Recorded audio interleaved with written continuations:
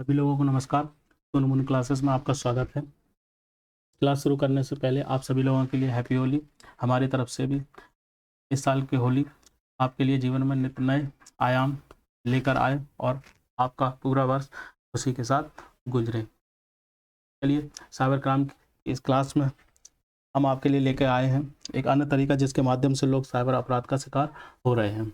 उससे पहले हमारी टैग लाइन है, मिलकर साइबर क्राइम को रोकें व उससे बचें। Stop cyber crime together and avoid it. तो ये साइबर क्राइम से संबंधित हमारा 8वां वीडियो है, जिसमें हम आपको बताएंगे कि इस तरीके के माध्यम से भी लोगों के साथ साइबर अपराध हो रहा है।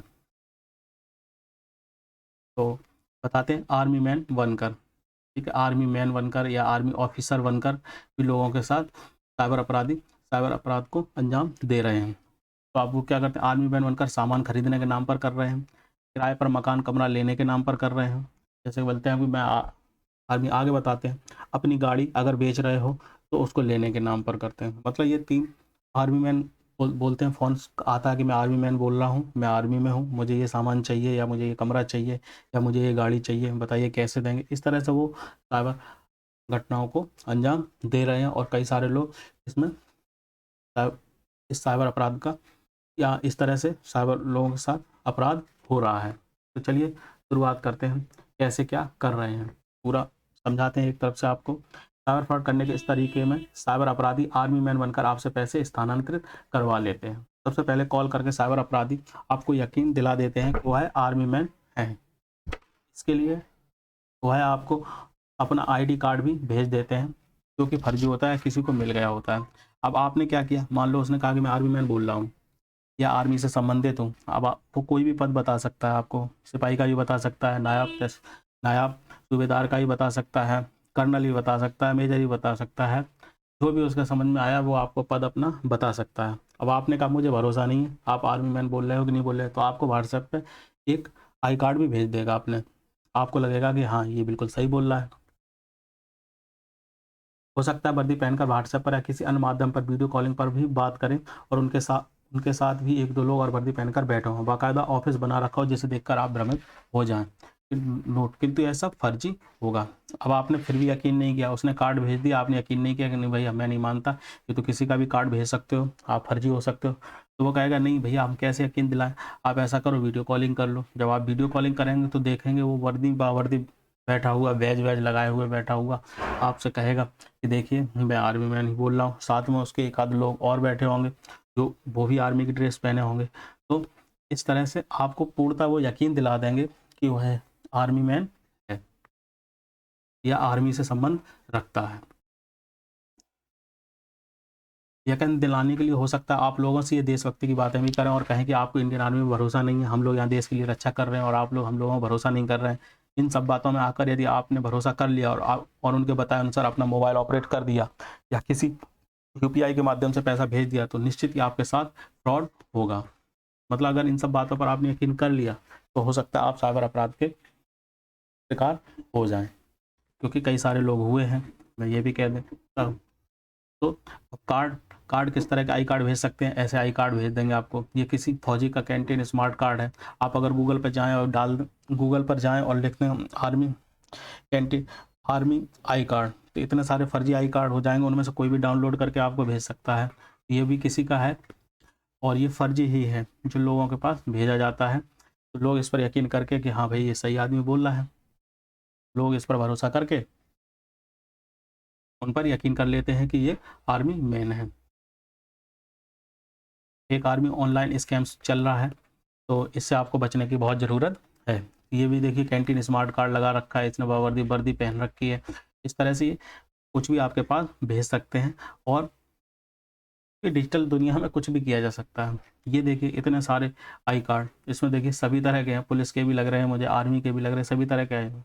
ये तो कहीं से भी कलेक्ट कर सकता है कोई भी। गूगल पे आप जाइए, डालिए फेक आईडी कार्ड, तो दुनिया भर के आपके पास आ जाएँगे, हर कोर के, आर्मी के आ जाएँगे, पुलिस के आ जाएँगे, तो और भी अन्य ब्रांचों के आ जाएँगे।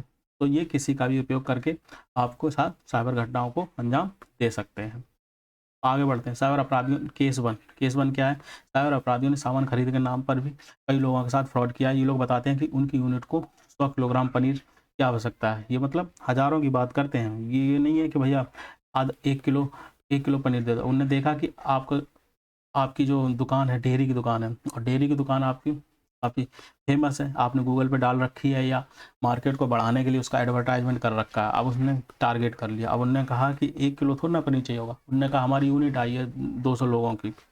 अब यूनिट के लिए मुझे कम से कम 200 किलो पनीर चाहिए क्योंकि शाम का खाना बनना है, ठीक है? आप कहोगे ठीक है 200 किलो पनीर की हम व्यवस्था करवा देंगे और फिर वो कहेगा ठीक है आप ऐसा करो पैसा ले लो। आगे बताते हैं, हम आपको ऑनलाइन पैसे भेज देते हैं, इस पर आप राज़ी हो जाते हो। वही एक लिंक भेजते हैं जिसमें पैसे देने का नहीं, लेने का क्यूआर कोड या लिंक होता है, नतीजा आपके पैसे कट जाते हैं। तो उन्होंने कहा ठीक है मैं आपको ऐसा करते हैं ऑनलाइन पैसे भेज देते हैं, ठीक है? तो आप अपना गूगल पे नंबर दो, तो आपने उनको गूगल पे नंबर दे दिया या अपना खाता नंबर दे दिया, कुछ भी माध्यम दे दिया। अब उन्होंने क्या किया, आपको बातों में उलझा दिया, आपको यही नहीं समझ उन्होंने एक क्यूआर कोड भेजा, तो वो पैसे देने का नहीं, लेने का ऑप्शन था। तो आपने जैसे ही उसको स्कैन किया, अब उन्होंने कहा ठीक है, वहाँ पर कुछ लिखने के लिए आया, आपसे उन्होंने कुछ भी लिखवा दिया कि ठीक है कितने आपके 2000 रुपये हुए या 20,000 रुपये हुए तो 20,000 डाल दो। जहाँ पर लिखते हैं कि पेमेंट किस बात का कर रहे हैं, मेडिसिन का कर रहे हैं या जनरल स्टोर का कर रहे हैं, ऑप्शन है उसमें लिखवा दिया 20,000, ऊपर से कहा ठीक है अब अपना ओटीपी डाल दो या जो पासवर्ड है डाल दो, पैसे आपके पास आ जाएँगे। बातों में ही आदमी कन्फ्यूज़ हो गया कि भाई किसी का पैसा लाने के लिए कभी भी हमें पासवर्ड डालने की ज़रूरत नहीं होती है। अगर हम आपके पास पैसे भेजेंगे, तो बस आपका गूगल पे नंबर डालेंगे और अपने मोबाइल से सीधा पासवर्ड डाल के सीधा भेज देंगे आपके पास। आपसे ये नहीं कहेंगे आप उल्टा ओटीपी डालिए या आप उल्टा उसमें पासवर्ड डालिए। तो बस यहीं बातों में उलझा के किसी न किसी माध्यम से आपसे आपका पासवर्ड डलवा लेते हैं और पैसा चला जाता है। इस तरह के काम करते हैं। आगे देखते हैं क्या होता है।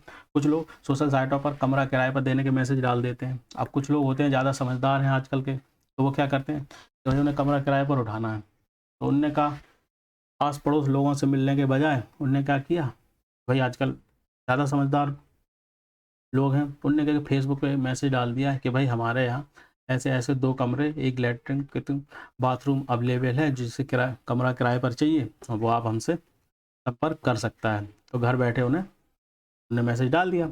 अब उनने देखा साइबर अपराधियों ने कि अरे! सोशल साइट पे ये मैसेज पड़ा है जिस पे हमारा काम हो सकता है, तो बस उसमें आपका कॉन्टैक्ट नंबर भी पड़ा। उन्होंने फ़ोन किया कि सर आपके यहाँ किराए पर कमरे हैं? कि हाँ हैं। आपने कहा ठीक है, तो हम ले लेंगे। मैं आर्मी मैन बोल रहा हूँ, इतने दिन के लिए यहाँ पर आया हूँ 1 महीने के लिए, 1 महीने के लिए हमें चाहिए। तो उन्होंने कहा ठीक है, तो ऐसा करो अपना क्यूआर कोड भेज दो या अपना गूगल पे नंबर भेज दो, मैं आपके साथ ऐसा करता हूँ, आपको पैसा भेज देता हूँ एडवांस में ही।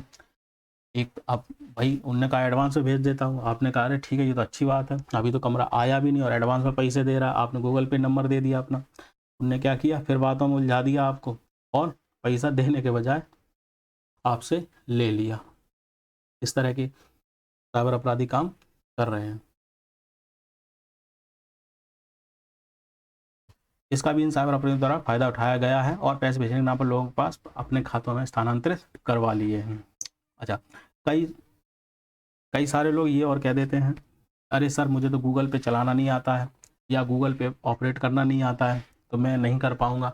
इसका तो बहुत अच्छा फ़ायदा उठा लेते हैं वो, कैसे? उन्होंने कहा ठीक है आपको नहीं आता है तो मैं ऐसा करता हूँ, एक एप्लीकेशन आपके पास भेजता हूँ आपके मोबाइल पर, लिंक भेज रहा हूँ, आप उसको डाल दीजिए, तो उसके बाद मैं आपको बताता जाऊँगा कैसे काम करना है। तो अब क्या है, उन्होंने एक एप्लीकेशन फ़ाइल भेज दी, लिंक भेजा, लिंक में थी एप्लीकेशन फ़ाइल। अब वो मैंने पहले वीडियो में बता रखा है, एनीडेस्क हो सकता है या टीम व्यूअर हो सकता है या कोई भी ऐसा एप्लीकेशन हो सकता है जो आपका मोबाइल वहाँ पर प्रदर्शित कर सकता है या वहाँ से आपका मोबाइल ऑपरेट हो सकता है। तो वो एप्लीकेशन डलवा दी।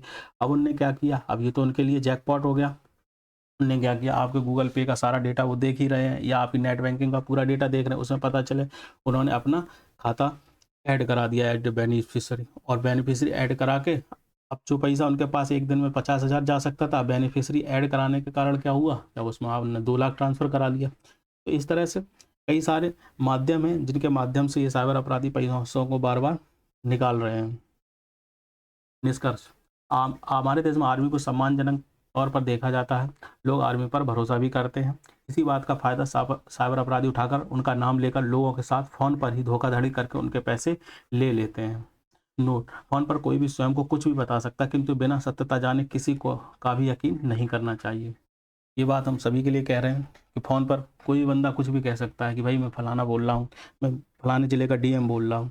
अरे भाई,